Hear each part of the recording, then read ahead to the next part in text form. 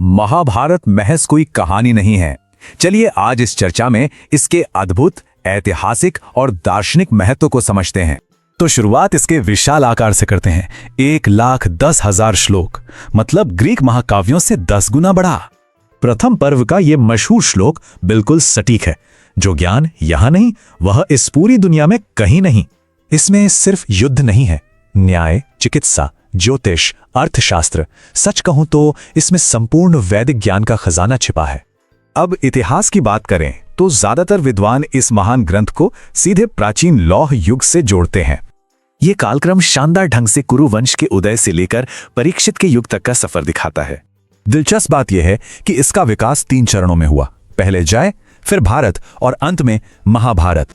कथाओं की माने तो देवताओं द्वारा तौले जाने पर यह चारों वेदों से भारी निकला, इसीलिए इसे महाभारत कहा गया। इसकी रचना भी अद्भुत है। वेद व्यास जी ने हिमालय की गुफा में इसे रचा और स्वयं भगवान गणेश ने लिखा। गणेश जी बिना रुके लिखना चाहते थे तो व्यास जी ने चालाकी से शर्त रखी कि पहले अर्थ समझना होगा। इस बौद्धिक चुनौती और बिना रुके हुए काम के कारण इस महाकाव्य को पूरा होने में ठीक 3 साल लगे। अब सबसे दिलचस्प बात यह है कि संख्या 18 इस पूरे महाकाव्य की संरचना का मुख्य दार्शनिक आधार है।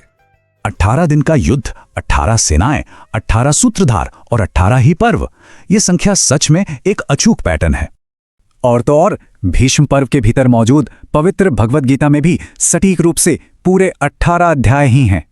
पर्व यानी गांठ, ये अध्याय इस विशाल महाकाव्य की सभी अलग अलग कहानियों को एक साथ धागे में पिरोकर रखते हैं।